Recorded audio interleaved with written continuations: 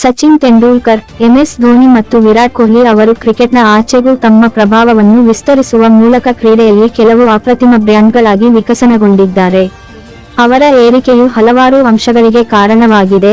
ಅವರ ಯುಗದ ಕೆಲವು ಶ್ರೇಷ್ಠ ಕ್ರಿಕೆಟಿಗರು ಎಂಬ ಸ್ಥಾನಮಾನವು ಅತ್ಯಂತ ಮಹತ್ವದ್ದಾಗಿದೆ. ಆದರೂ ಅವರ ಅಪಾರ ಖ್ಯಾತಿ ಮತ್ತು ಯಶಸ್ಸಿನ ಹೊರತಾಗಿಯೂ ಅವರು ಜಾಗತಿಕವಾಗಿ ಅಥವಾ ಭಾರತದೊಳಗೆ ಶ್ರೀಮಂತ ಕ್ರಿಕೆಟಿಗರಾಗಿಲ್ಲ.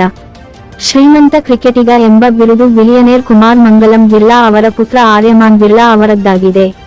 2023ರಲ್ಲಿ ಆರ್ಯಮನ್ ಅವರನ್ನು ಆದಿತ್ಯ ಬಿರ್ಲಾ ಫ್ಯಾಷನ್ ಮತ್ತು ರಿಟೇಲ್ ಲಿಮಿಟೆಡ್ನಲ್ಲಿ ನಿರ್ದೇಶಕರಾಗಿ ನೇಮಿಸಲಾಯಿತು ಮತ್ತು ಆದಿತ್ಯ ಬಿರ್ಲಾ ಮ್ಯಾನೇಜ್ಮೆಂಟ್ ಕಾರ್ಪೊರೇಷನ್ ಮತ್ತು ಗ್ರಾಸಿಮ್ ಇಂಡಸ್ಟ್ರೀಸ್ನ ಮಂಡಳಿಗಳಲ್ಲಿಯೂ ಸಹ ಸೇವೆ ಸಲ್ಲಿಸುತ್ತಿದ್ದಾರೆ.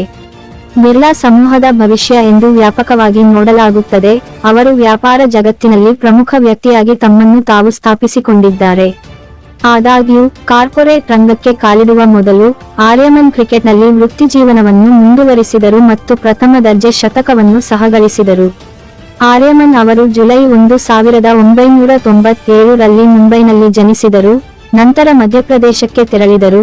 ಅಲ್ಲಿ ಆದಿತ್ಯ ಬಿರ್ಲಾ ಗ್ರೂಪ್ನ ಸಿಮೆಂಟ್ ಘಟಕದ ಪ್ರಧಾನ ಕಚೇರಿ ಇದೆ.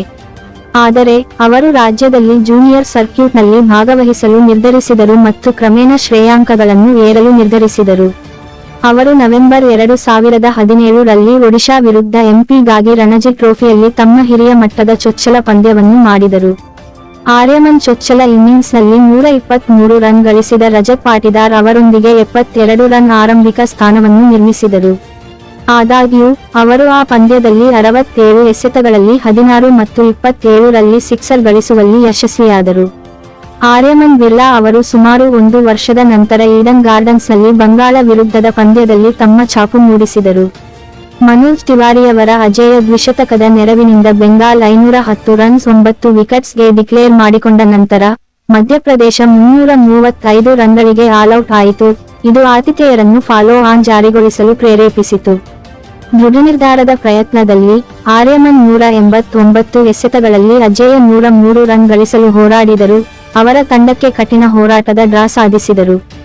ಆ ಸಮಯದಲ್ಲಿ ಆರ್ಯಮನ್ ಬಿರ್ಲಾ ಅವರು ಕ್ರಿಕೆಟಿಗನಾಗಿ ಹೆಚ್ಚು ನಿರಾಳವಾಗಲು ಪ್ರಾರಂಭಿಸಿದರು, ಏಕೆಂದರೆ ಅವರ ಕೌಶಲ್ಯಗಳು ಅವರ ಕುಟುಂಬದ ಹೆಸರಿನ ಮೇಲೆ ಮನ್ನಣೆಯನ್ನು ಪಡೆಯುತ್ತಿವೆ. ESPN ಕ್ರಿಕ್ಇನ್ಫೋ ಜೊತೆ ಮಾತನಾಡಿದ ಅವರು, ಪ್ರದರ್ಶನಗಳು ನಂಬಿಕೆ ಮತ್ತು ಗೌರವವನ್ನು ಗಳಿಸುವ ಅತ್ಯುತ್ತಮ ಮಾರ್ಗವಾಗಿದೆ.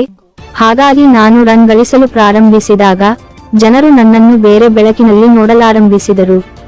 ನಾನು ಮೊದಲ ಬಾರಿಗೆ ಸಂಸದರಿಗೆ ಬಂದಾಗ ನನ್ನ ಕೊನೆಯ ಹೆಸರಿನಿಂದ ನಾನು ಹೆಚ್ಚು ಪರಿಚಿತನಾಗಿದ್ದೆ.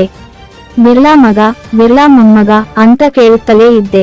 ಆದರೆ ನನ್ನ ಅಭಿನಯದ ಮೂಲಕ ನಾನು ಗ್ರಹಿಕೆಗಳನ್ನು ಬದಲಾಯಿಸಿದೆ. ಅವರು ನನ್ನನ್ನು ವಿಭಿನ್ನವಾಗಿ ನೋಡಲು ಪ್ರಾರಂಭಿಸಿದರು. ಜನವರಿ 2019ರ ನಂತರ ಅವರು ಆಡಲು ಸಾಧ್ಯವಾಗಲಿಲ್ಲ.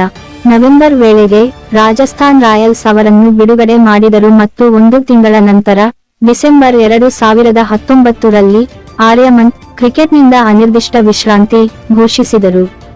ನಂತರ ಬಿರ್ಲಾ ವೃತ್ತಿಜೀವನವನ್ನು ಬದಲಾಯಿಸಿದರು ಮತ್ತು ಅವರ ಕುಟುಂಬದ ವ್ಯವಹಾರವನ್ನು ಪ್ರವೇಶಿಸಿದರು ಮತ್ತು ಗಣನೀಯ ಯಶಸ್ಸನ್ನು ಅನುಭವಿಸಿದರು.